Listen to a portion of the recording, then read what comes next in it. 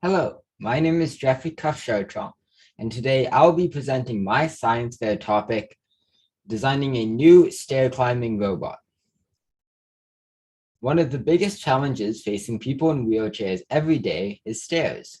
They are incredibly common and people in wheelchairs cannot get up them. Of course, there have been many attempts over the years to create a new design that would allow people in wheelchairs to get upstairs. However, all of these designs have multiple flaws that result from the fact that these designs use the same method to get upstairs as they do to get around on flat ground. What my design plans to do is to function as an attachment.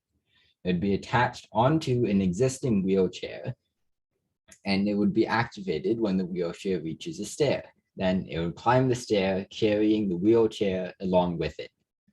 Then to get around on flat ground, the wheelchair would simply use its existing wheels. Here's a picture of my design.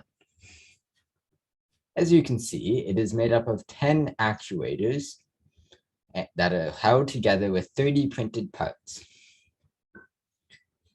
It would be controlled by 2 Arduino Duos and 10 Megamoto Plus Arduino shields. It would have an ultrasonic distance sensor, and it would be powered by 10 battery packs. I got the idea for this design because I initially just was looking at some stairs and I thought, how do people in wheelchairs get up them? Then I did some more background research and found that there are multiple designs out there that allow people in wheelchairs to get upstairs. However, these designs all have their flaws. So then I noticed that the flaws that these designs have mainly come from the fact that they use the same method to get around on flat ground as they do to climb stairs. For example, robots with tracks can climb stairs and get along flat ground. However, they are very slow and not efficient energy-wise. So I decided to make an attachment that would be attached onto existing wheelchairs, and it would be far more efficient because the energy consumption walking process would only be activated to climb a stair, not to get around on flat ground. Of course, I had multiple challenges while I was designing this. The biggest challenge was that I could not actually build the model because it was too expensive. However, thanks to the head of the science department at Ancaster High, Mr. Varghese, he suggested that I simply build the model and then decide what tests I would conduct on the model if I were to build it. So that is what I went with. Another big challenge was coding. I'd done very little Arduino coding in the past, and I never really understood what I was doing. However, because of multiple guides available on the internet, both just for general Arduino coding and for specifically using actuators, I was able to figure it out and gain a much better understanding and create some code that would, in theory, allow my design to climb the staircase. And the last big challenge was writing my paper.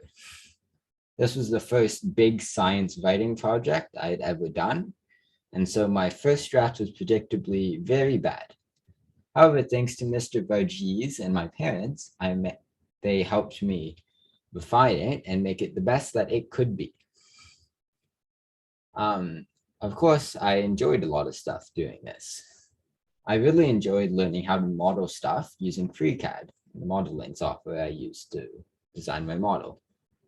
It was just enjoyable being able to just move squares around on my screen, connect the actuator models to everything. Good.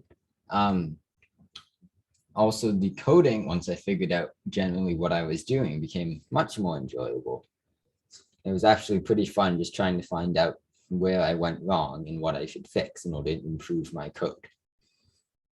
And if I were to continue this project, I would build the model and then conduct some tests I have planned out on the model. These tests, I have 3 of them planned. First one would be telling the robot to move 10 centimeters up and 10 centimeters down. Second one would be getting the robot to measure the distance, the height, and the width of a step.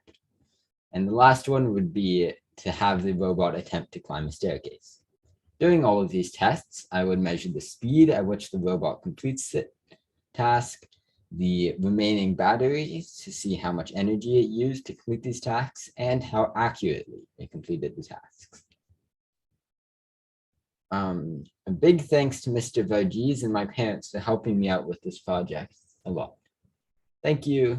Goodbye.